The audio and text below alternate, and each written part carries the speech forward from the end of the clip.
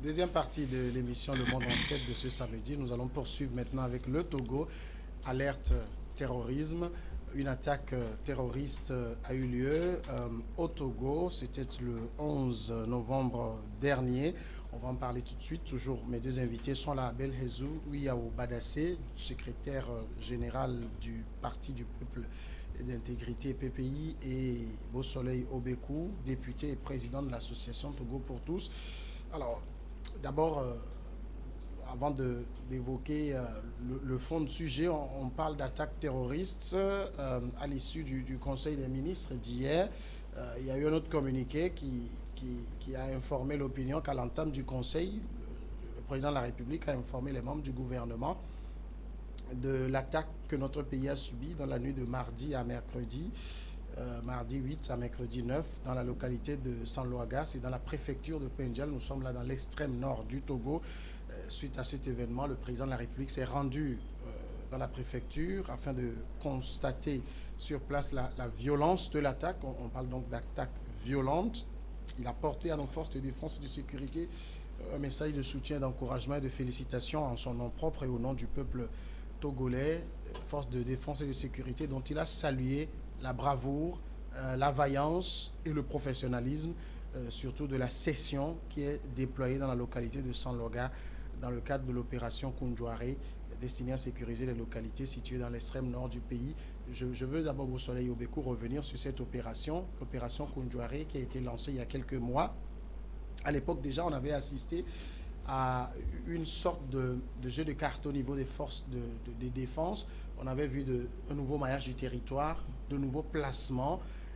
Et quand on écoute certains couloirs, il y avait déjà des craintes dans l'air. Oui, il y avait déjà des craintes et c'est ça le sens d'anticipation qu'il faut saluer au niveau du gouvernement, du chef de l'État et de notre armée. Parce que quand ça a commencé au Mali et ça vient au Burkina Faso, et même il y a eu des attaques en Côte d'Ivoire et au Bénin, le Togo doit savoir que il n'est pas aussi à l'abri. Donc, c'est ça qui a fait. Mais vous avez parlé de l'opération Kondouari qui a été mise en place il y a c'est depuis 2018 que cette opération a été mise en place, donc ça fait 3 ans.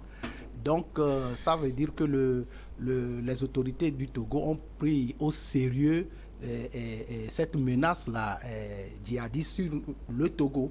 Donc, nous savons que lorsque ça se déroule au niveau de la Côte d'Ivoire, du Burkina Faso, le passage par lequel ces terroristes peuvent infiltrer ou pénétrer au Togo, c'est par le nord.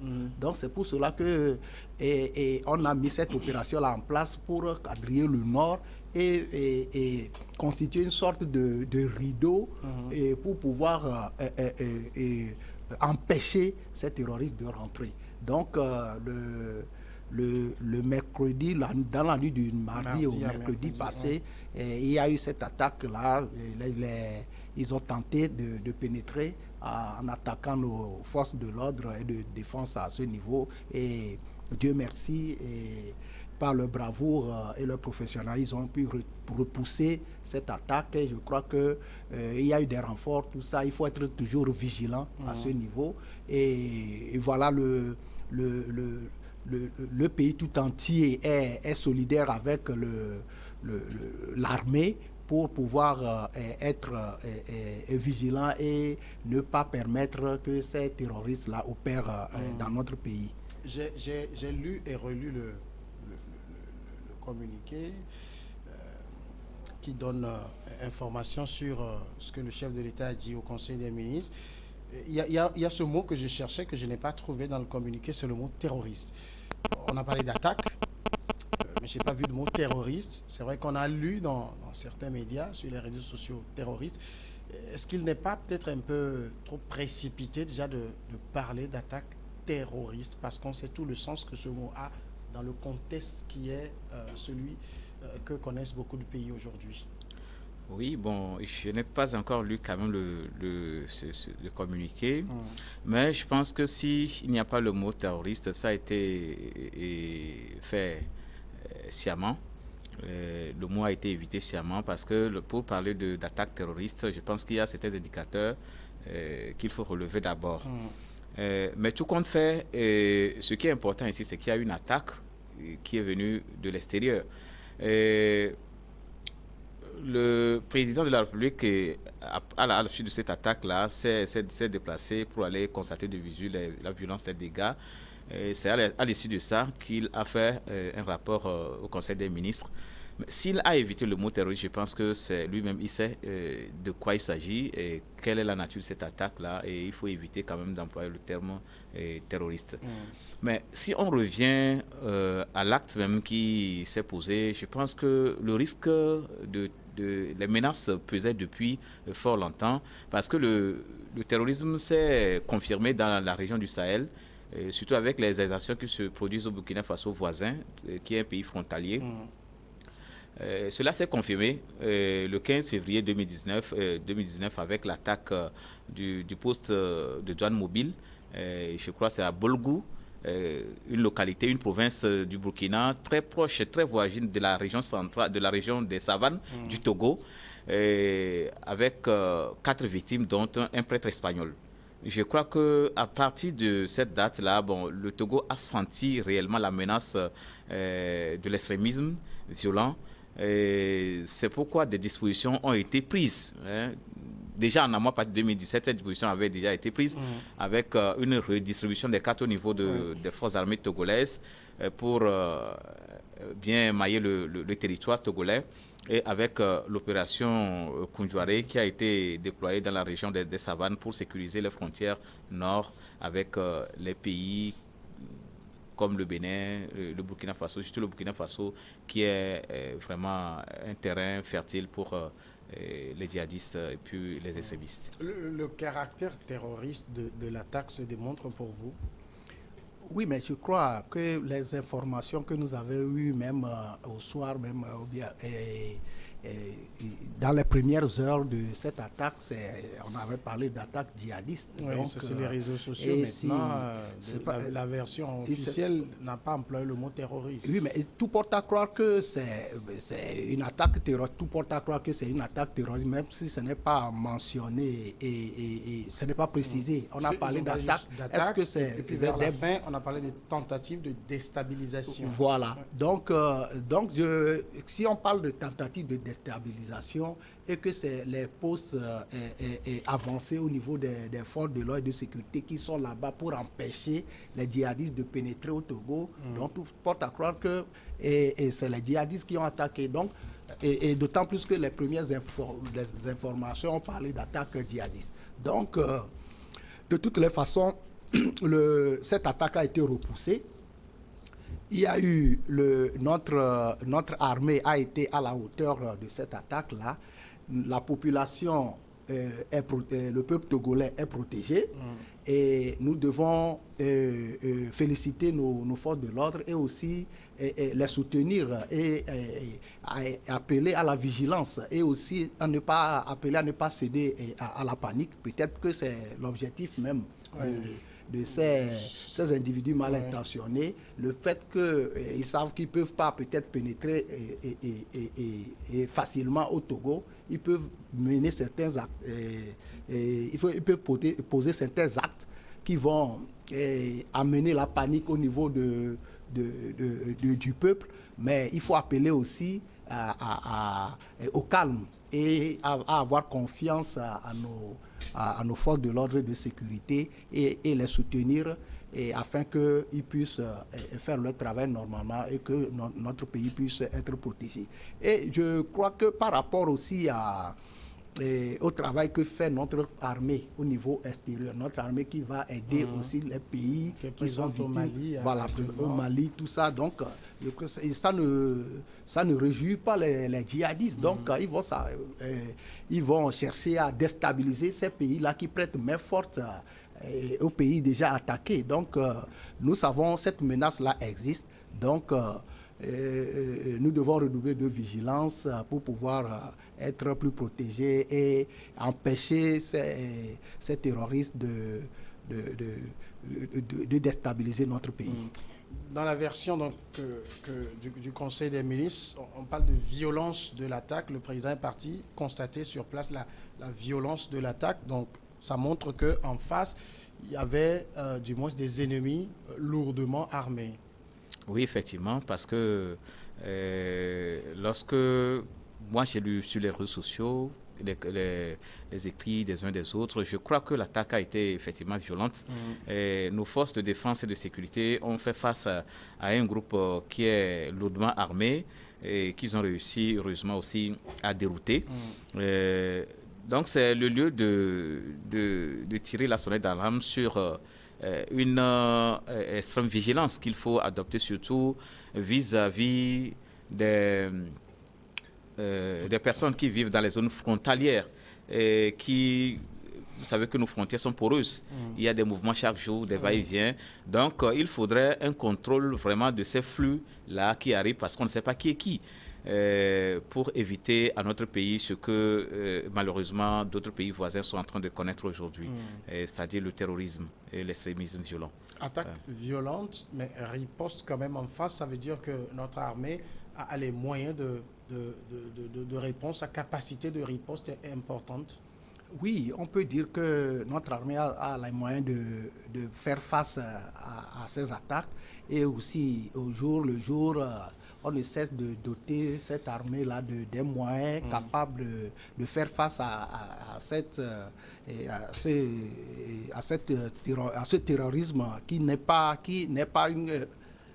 ne procède pas par une guerre conventionnelle. Oui. Donc, c'est une réalité nouvelle. Il faut s'adapter à cette réalité-là. Donc, chaque fois, l'État togolais essaie de doter notre armée des moyens pour pouvoir faire face à ce djihadisme. Donc, on peut dire que nous avons les moyens, mais il nous faut encore redoubler d'efforts pour avoir beaucoup de moyens pour pouvoir faire face. Et je crois que le gouvernement, chaque fois, y veille. Et j'en ai pour preuve la loi de programmation militaire qu'on a votée l'année passée, qui permet de doter nos forces armées des moyens les plus adéquats pour pouvoir faire face à ces genres de choses. Et aussi, dans le communiqué du gouvernement, il est précisé aussi qu'au niveau social... Oui, on va revenir sur ça. Voilà, donc il y a ces moyens-là que le gouvernement met en place pour que non seulement nos forces armées aient les moyens militaires nécessaires pour pouvoir faire face, mais qu'ils soient en symbiose avec nos populations pour pouvoir, et ces populations-là qui doivent impérativement aider nos forces armées et à nous protéger. Alors, si on s'en tient à la version de l'attaque terroriste, on sait qu'il y a des groupes terroristes qui opèrent au niveau de ce pays frontalier, le Burkina Faso. Mais j'ai envie de savoir quelle serait la raison pour eux, parce que ce n'est pas quand même des groupes qui peuvent disposer de milliers d'hommes. C'est pour ça qu'ils vont plutôt de façon asymétrique. Ils envoient quelques poches. Pourquoi ils voudraient descendre vers le Togo, vers les autres pays de la côte? Bon, je pense qu'aujourd'hui, pour ces différents groupes qui opèrent au Sahel, le Sahel est déjà une vaste région qui est, je pense que, pour ne pas trop exagérer, sous le contrôle déjà des groupes djihadistes, parce qu'ils arrivent à opérer dans pratiquement toutes les régions du Sahel. Ils arrivent à opérer sans être inquiétés.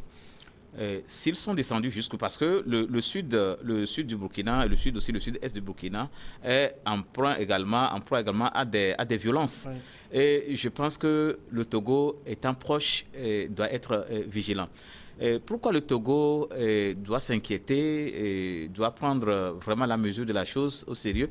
Parce que, comme l'honorable l'a dit tout à l'heure, le Togo est présent sur beaucoup de fronts, surtout sur le terrain des opérations militaires de maintien de paix. Ces opérations de maintien de paix là, c'est contre qui? Contre les djihadistes. Et il ne peut pas voir de bon oeil comment le Togo peut avoir des troupes un peu partout, au Soudan, au Mali, en Centrafrique, au Darfour, etc. Le Togo devient déjà une cible potentielle pour les djihadistes. Et les autorités togolaises ont très tôt compris cela. C'est pourquoi, depuis 2017, des mesures ont été prises pour éviter à notre pays ces genres d'attaques. Comme mesure, je crois qu'en 2017, déjà avec la réorganisation de notre armée qui va bien mailler le terrain, nous avons également la création du CIPLEV, le comité interministériel pour la prévention de l'extrémisme violent. Donc, c'est un comité qui est chargé, qui doit être un complément des mesures prises depuis 2017 déjà, pour, en collaboration avec les populations, les sociétés civiles, prendre des mesures afin de pouvoir éviter l'infiltration de ces groupes-là sur notre territoire. Donc, en dehors de ces deux mesures, nous avons également, on venait de tout à l'heure, l'opération Koundouaré, qui a été déployée dans le nord du pays, dans la région des Savanes. Et il y a également, le Togo s'est inscrit depuis 2017 aussi à l'initiative d'Accra. Et à ce titre, le Togo participe à une opération, chaque année à une opération militaire conjointe avec les pays qui ont pris part à cette initiative. Donc déjà, le Togo, bien les autorités togolaises sont en train de préparer nos forces de défense et de sécurité déjà à faire face déjà à ces genres d'attaques. Donc le Togo ayant compris, bien les autorités togolaises ayant compris que le Togo est une cible potentielle pour les djihadistes, a pris des mesures pour que ces attaques-là puissent être évitées. Normalement, maintenant, c'est la vigilance. Oui. Donc, si le Togo est une cible, c'est juste peut-être dans une logique de, j'ai envie de dire, de punir ce pays parce qu'il intervient pour combattre ces terroristes. Oui, c'est pour ça, mais principalement. Mais et quand l'idéologie même des djihadistes, c'est de déstabiliser, semer la terreur. Semer la terreur. Et leur objectif, c'est de semer la terreur aussi. Hein. Donc, quand ils ont attaqué même la Côte d'Ivoire n'est pas un pays sahélien, mais jusqu'à Abidjan même, il y a eu des attaques djihadistes. Donc, presque tous les pays de la sous-région, à partir du Sahel jusqu'à descendant vers le sud, ne sont pas à l'abri. Le Ghana aussi est frontalier avec le Burkina Faso et le Bénin. Tout ça. Donc, le Togo fait partie des pays, des cibles potentielles des djihadistes. Donc, et en plus de ça, le Togo, l'armée togolaise est appréciée et au niveau international pour son professionnalisme et sa bravoure au niveau des opérations de maintien de la paix et d'autres opérations pour, et au niveau de l'ONU. Donc, tout ça là met notre pays en danger par rapport au terrorisme et au phénomène de djihadisme. Donc, on doit prendre la mesure de la chose et se préparer quand on sait que on va on va aider certains pays à combattre le terrorisme.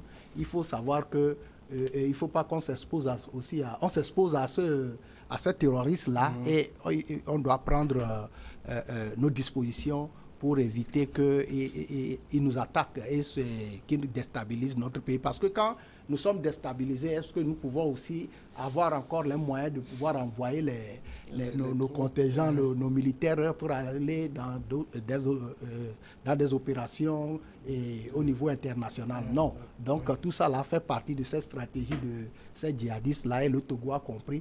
Je crois que l'opération même Koundouaré, ça empêche aussi... depuis sa mise en place, ça empêche aussi ces terroristes-là de mettre leurs menaces à exécution et ils doivent toujours tenter de pénétrer au Togo. Et Dieu merci, nos forces de l'ordre et de sécurité veillent au gré. Alors, parmi les mesures, donc le président a instruit le gouvernement pour la poursuite des investissements permettant de renforcer le dispositif sécuritaire ainsi que les capacités de notre armée. Ça, on en a parlé. L'armée a montré quand même au niveau de Sanloaga une capacité de riposte qui était saluée. Et le président demande que cette capacité soit renforcée. Mais il a aussi insisté sur le besoin de renforcer, d'accélérer dans les secteurs sociaux, d'accélérer les actions au profit des populations les plus exposées à la menace. Je sais que le social au niveau du Parti du Peuple et d'intégrité, c'est un thème central pour vous. Oui. On est dans une partie du Togo où l'incidence de la pauvreté est la plus élevée. Vous pensez que c'est aussi un terreau qui peut, si on ne fait pas attention, favoriser l'expansion du terrorisme dans la zone? Effectivement, je crois que le chef de l'État a bien vu qu'il faudrait aussi voir le côté social, parce que l'extrémisme violent surfe sur des indicateurs de pauvreté, surfe également sur les facteurs de vulnérabilité des populations. Et c'est dans ces couches-là qu'il y a des recrutements massifs des djihadistes. Donc, je crois qu'aujourd'hui, le Togo, tout en prenant des mesures pour renforcer notre armée, les filons sociaux également doivent être développés afin que ces facteurs de vulnérabilité-là soient réduits au niveau des populations. Sinon, ce serait alors un terreau fertile sur lequel les terroristes viendront surfer. Je crois que dans le grand nord du pays, nous avons surtout l'absence des services, l'absence ou l'insuffisance des services publics. Nous avons des liens quand même distendus entre l'armée et la population. Nous avons des conflits fonciers mal gérés, des conflits de chefferie traditionnelle, puis des tensions politiques qui sont très très récurrentes depuis 2006 suite aux élections que nous organisons. Donc ces facteurs-là, vraiment, c'est des facteurs qu'il faut bien gérer pour que les populations qui vivent dans ces localités-là ne soient pas exploitées par les extrémistes. Quelles sont les mesures sociales que vous voyez qui peuvent être prises dans le contexte de la région des savanes? Oui, mais les mesures sociales dont on parle, ou bien dont parle le chef de l'État, par exemple, ce n'est pas maintenant qu'il faut prendre ces mesures-là. C'est ce qu'il y a déjà ces mesures, il y a déjà ces mesures, mais il a parlé de renforcement de ces mesures. Donc, accélérer.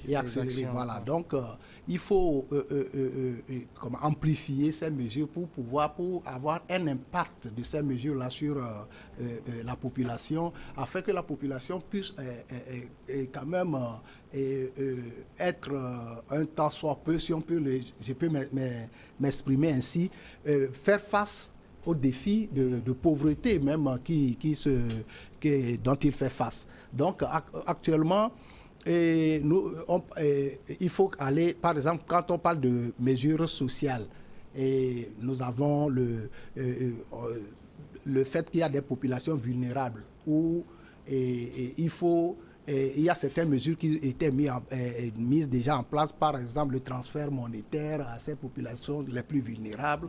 Il y a des mesures par rapport à la santé. Vous n'êtes pas sans savoir que l'assurance universelle au niveau du Togo aussi a été votée par l'Assemblée la fois passée sur l'initiative de... Je suis en train de citer les mesures sur l'initiative du gouvernement. C'est un projet de loi qui a été adopté. Et il y a aussi au niveau de l'éducation, il faut voir ça aussi au niveau de l'éducation. Il y a la gratuité de la scolarité et des frais d'examen. Tout ceci, ça participe à alléger les tâches ou bien les frais, les dépenses de nos populations, des parents de nos populations. Maintenant, il faut accélérer. Donc, accélérer ces mesures-là, c'est qu'il y a certaines mesures qui sont déjà prises, mais qui ne sont pas encore appliquées. C'est de là qu'il faut parler d'accélération afin que ces mesures soient mises en place pour pouvoir éviter que les gens surfent au niveau de ces problèmes-là sociaux pour recruter les terroristes. Nous savons qu'ils procèdent comment quand ils infiltrent nos rangs, ou bien ils infiltrent les pays, ils recrutent sur place en utilisant des moyens et en prenant certains discours au niveau social, en disant que non, vous voyez, c'est la pauvreté. Mais ils n'arrivent jamais aussi à résoudre ce problème de pauvreté par rapport à ceux-là qui le recrutent. ils avancent ils tiennent ces propos pour pouvoir recruter. Et maintenant, quand ils recrutent, c'est toute une idéologie qu'ils inculquent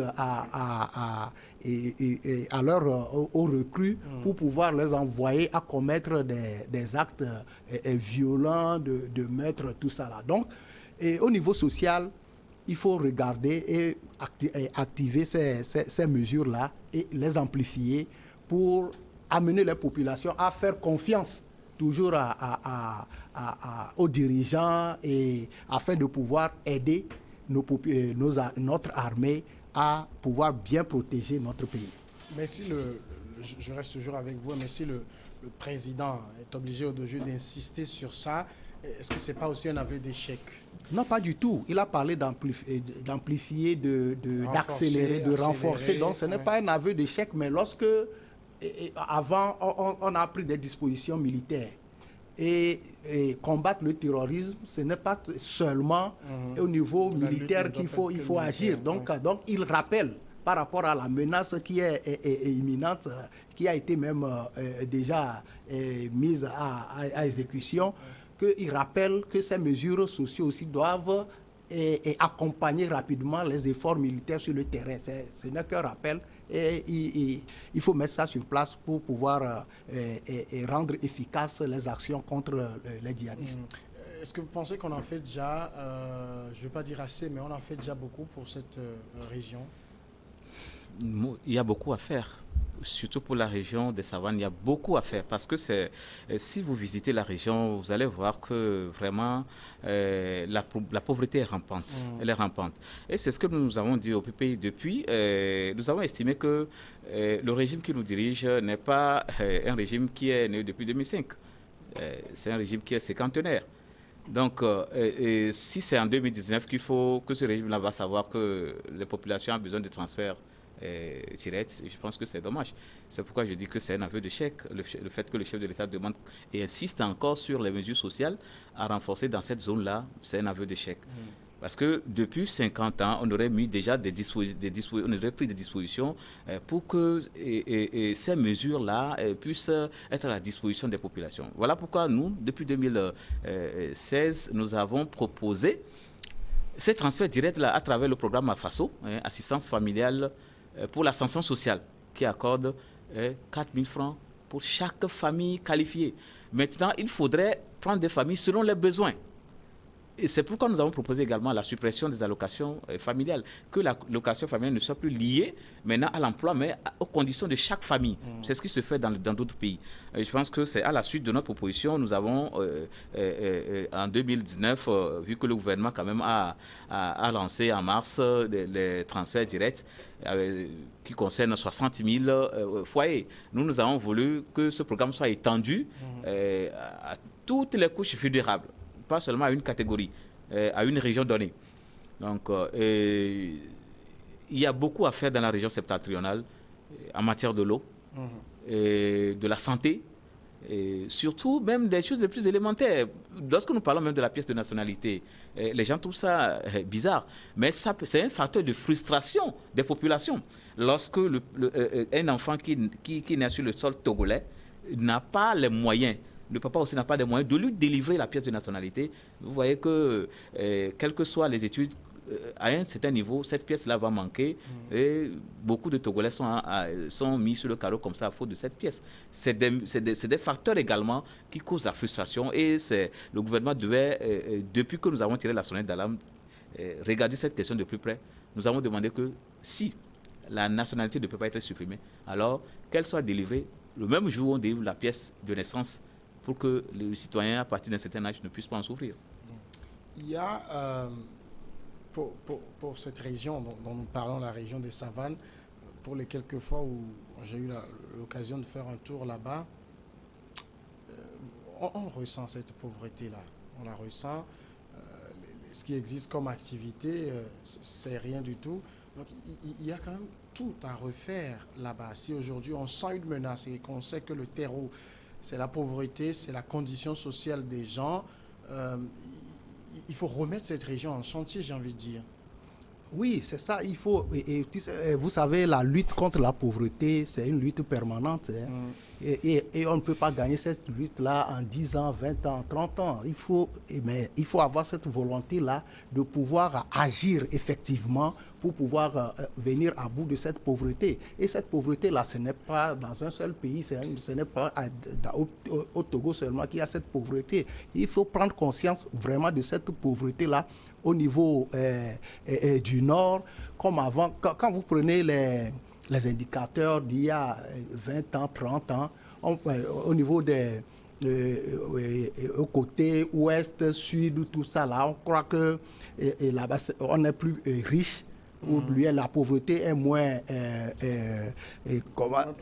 présente au sud qu'au nord. Mais actuellement même, ça gagne le sud, ça gagne partout. Et au niveau du pays. Donc, avec tout voilà. Comme taxe et je crois que c'est une lutte permanente qu'il faut pour pouvoir arriver à bout de cette pauvreté-là.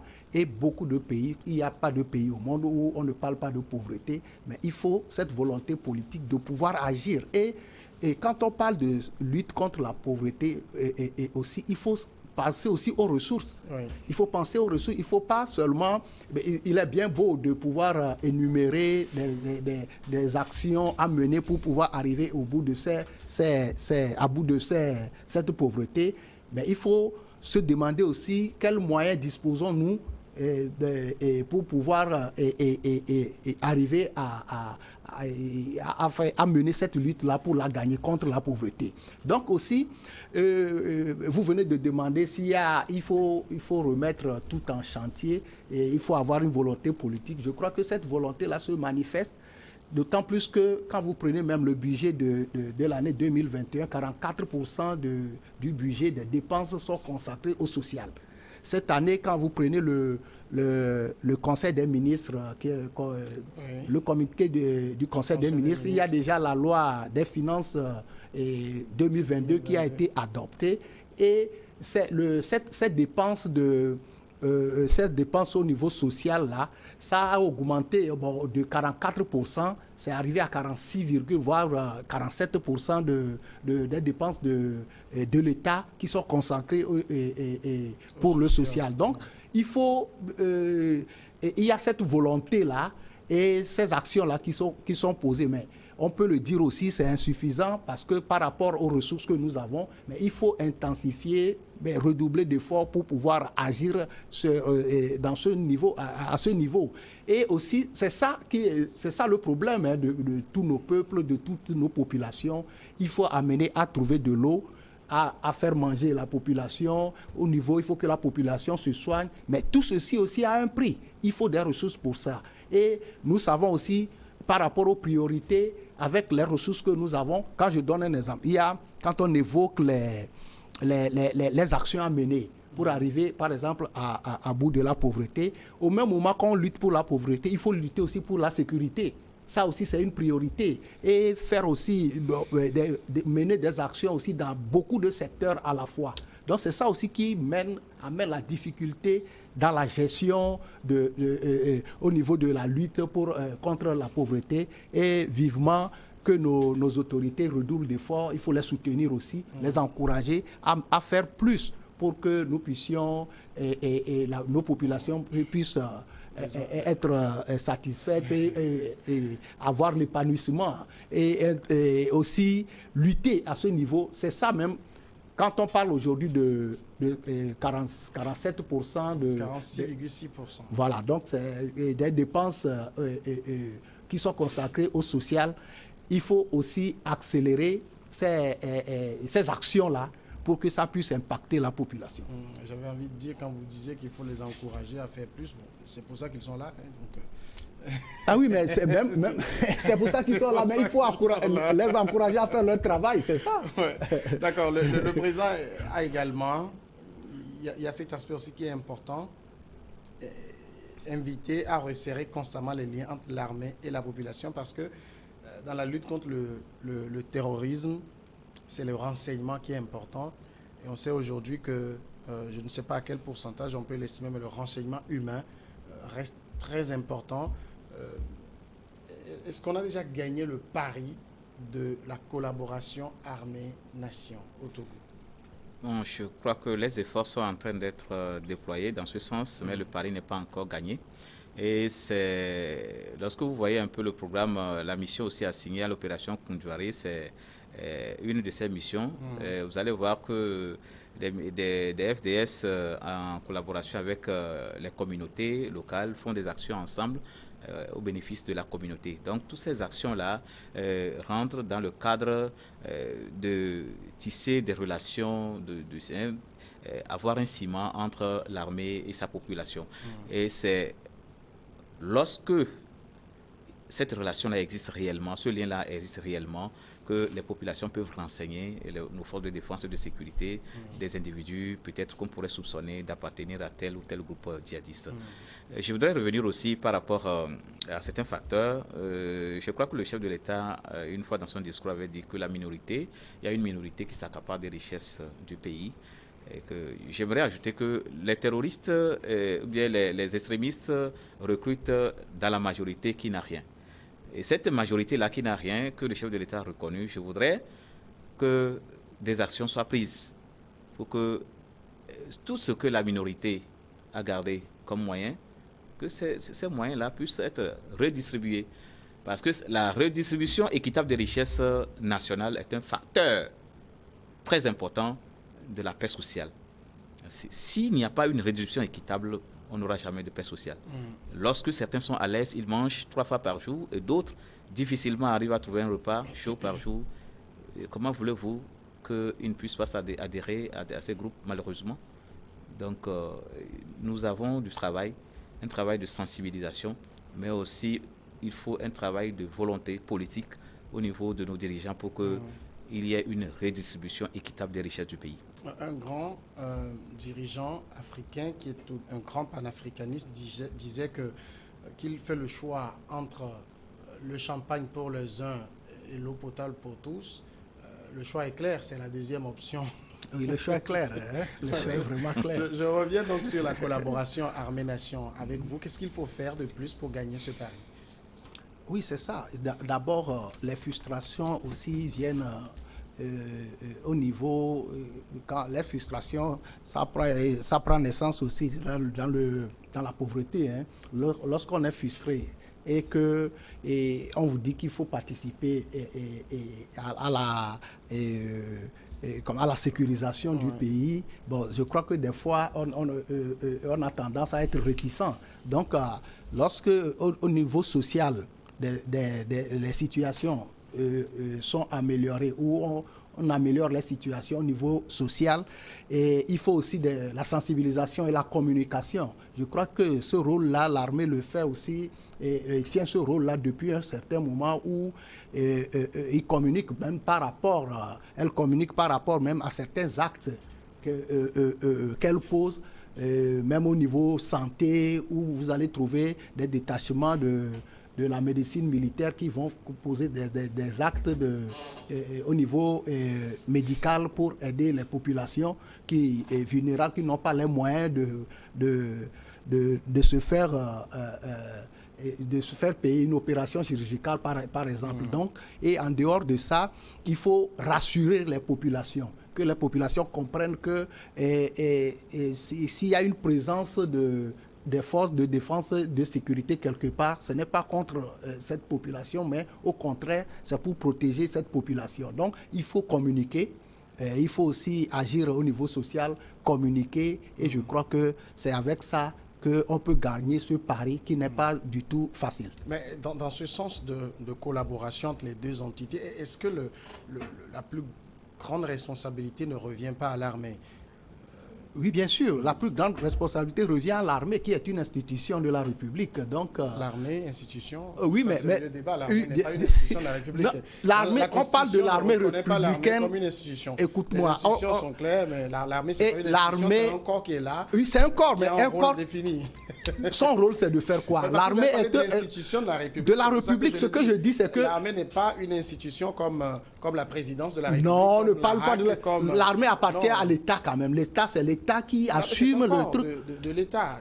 De l'État, oui. Qui c'est donc de la République.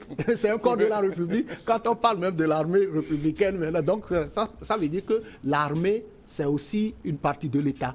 Donc, le rôle revient à l'État et aussi à l'armée en tant que, si tu veux que je dise, un corps de l'État. Donc, ce rôle revient à l'armée et je crois que c'est pour ça que je parle de la communication, des actes que pose l'armée pour pouvoir rassurer les populations par rapport à la relation armée et la nation. Donc, il faut communiquer et sensibiliser pour que nous puissions vivre. L'armée puisse être en harmonie avec les populations civiles pour que, vous savez que le travail de la sécurisation du pays n'incombe pas seulement à l'armée, mais il faut que les civils aussi, à chaque fois l'armée fait cet appel-là, les forces de défense et de sécurité font cet appel-là à la population d'être vigilante et d'aider même l'armée à faire bien son travail.